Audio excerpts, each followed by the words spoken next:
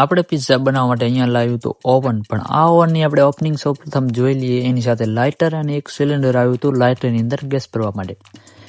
Oven કંઈક આ રીતનું અંદરથી દેખાતું હતું અને ચાલુ કરવાનું હતું અને હવે સ્ટાર્ટિંગ કરવાની હતી. પિઝાનો ડો એટલે કે પિઝાનો રોટલો, એના ઉપર આપણે આ રીતની જે પિઝા સોસ હતો ચટણી બરાબરની લગાવી દીધી અને ઉપર મરચાં, ટમેટા, રીંગણા જે કંઈ આવતું તે બધું લગાવી દીધું, મસાલો ફૂલ. ઓવનને ચાલુ કરીને એને અંદર 2 પિઝા આપણે મૂકી દીધા.